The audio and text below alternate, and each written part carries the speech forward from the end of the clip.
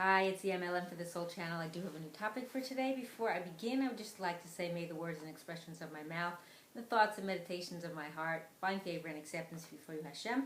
These people I thank have inspired me. Hope they can inspire you as well.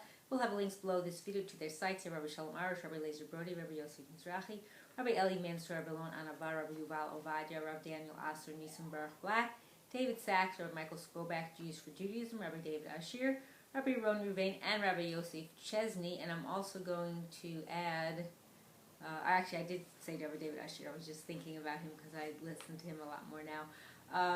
As well, if you've never checked out the channel before, I will have a link below to my first video, which explains what M.L.M for the Soul means, what it stands for, and what I am doing. So this is taken from the Tiferes Yosef from Rabbi Yosef Chesney, and this is on Parashat Vayetze, and I call this Leaving an Impact, dash the value of opportunity. So in the aftermath of the Holocaust, many survivors were detained in DP camps, that's displaced persons camps. Often they were lacking much of their basic needs. Reb Aaron Paperman was a chaplain in the U.S. Army at that time. He would go from camp to camp to see what he can do for his brothers.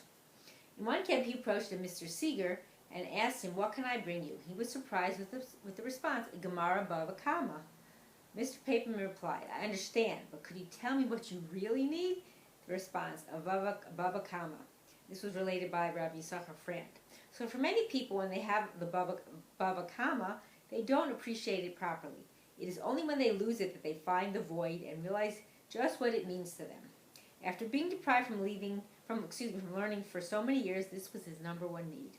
The parasha begins with relating that Yaakov left Be'er Sheva. Rashi questions this. Why is it necessary to tell us that he left? Rashi explains that the pasuk is stressing that his leaving left an impact. His absence left a void.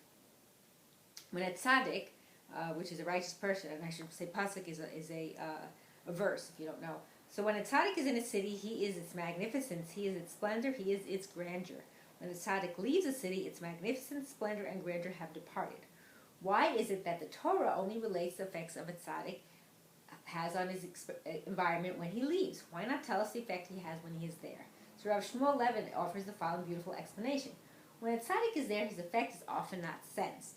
It is only in his absence that we realize just how much the tzaddik had an effect on his environment.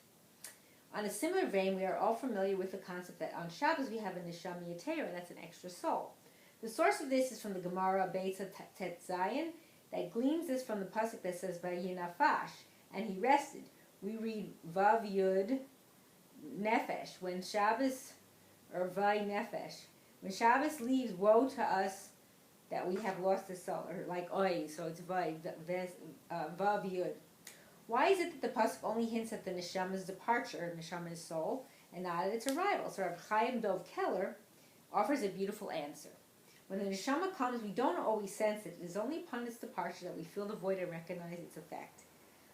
This is quoted in Kaftar Uferach from my friend Rav Nassan Reis. That's Rabbi Chesney saying. But I have my own thing. Is actually it's funny about feeling the loss of the extra neshama. Actually, for me, when in the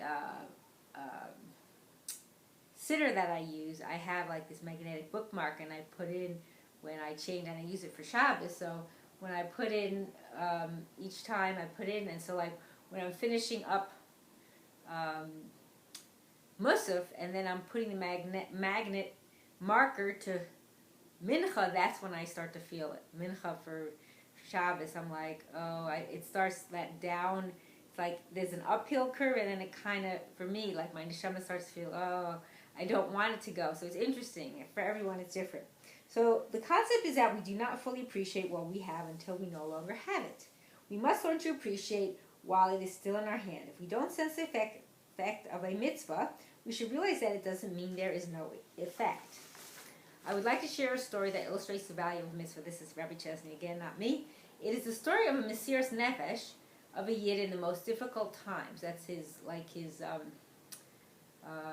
forget how you explain that, but if it comes to me, I'll let you know, or I'll put it below when I do the video. Nefesh is the soul, but I forget what it means exactly. So there was a simple Yid who was in Auschwitz together with a friend who came from an illustrious family. A few days before Pesach, a friend mentioned that they need to somehow procure matzah for Pesach. They discussed and figured how to get hold of flour and how to bake matzahs. The plan was carried out by the simple Jew. He was returning to the barracks from a work detail with the matzahs hidden under his shirt. An officer noticed his hand positioned awkwardly on his shirt and ordered him to straighten it. Instantly, the matzahs fell to the ground. Seeing them, the Nazis stamped on them, breaking them into crumbs. After the officer had gone, our friend bent down and picked up whatever he could salvage from the matzahs. Unfortunately, there was only one kazayas, which is the amount that's required to make the bracha and to fulfill the mitzvah. Kazayas left. He returned to the barracks and told his friend what had happened. An argument ensued as to who will merit to eat the matzah. Finally, the prominent friend made a deal. I will eat the matzah, and I will let you have the merit of the mitzvah. And that is what happened. It was many years later. The man who had given away his matzah was living in Eretz Yisrael. Unfortunately, his friend had not survived the war. One night, his friend came to him in a dream and said, I have a beautiful portion in Gan Eden. I was just lacking one thing, the reward for this mitzvah that I gave to you. I beg you to relinquish to me this reward so that my lot may be complete. Our friend woke up and was very disturbed. He had risked his life for those matzahs and felt that he deserved the reward. Besides, a deal is a deal. He went to the Makover Rebbe to discuss the matter. What the Rebbe said surprised him. He said, you should give him the reward. Although it rightfully belongs to you, the fair thing would be to give it to him. This is because your friend is dead. He no longer has the opportunity to acquire more mitzvahs. You are alive. You still have the opportunity to acquire more reward. This story gives perspective just how valuable mitzvot are. This is recorded in Haggadah from Rav Yaakov Galinsky, Parshat Va'era. In a few weeks, we're going to celebrate the Yom Tov of Hanukkah. It's more than a few weeks, but it's coming. That was based on when this was put out, about the Parsha. So the Greeks made religious restrictions. We are celebrating our ability to serve Hashem. Although until these decrees we had this right, we didn't appreciate what we had. Only upon our losing this right do we appreciate its value. Upon our rights being reinstated, we celebrate with a new appreciation for the value of serving Hashem. We have to realize the value of the opportunity that we have to serve Hashem. We have to properly value every mitzvah that we perform. So yeah, value the opportunity, especially when you're still alive. Don't get all like, some people have a hard time and then they don't realize the importance or the value of it. And every second that we're here in this world living, we have that opportunity, so we should really seize it and not like fall into a slump or like whatever our reason for not doing it. Every second there's something we could do, whether it's listening to a shir, whether it's doing a mitzvah, whether it's helping someone out and getting mitzvah that way. There's so many different ways that we could do that. So we really have to remember that and appreciate it because it has so much value. The value is not really here because it isn't. The value is more what it does for our neshama. And then when we get to Olam Haba, we'll really see that, the importance of it. And I hope and pray that we will all merit to live and see the coming of Mashiach speedily in our days and rebuilding of our final and everlasting Beit HaMikdash. Amen, and thanks for watching.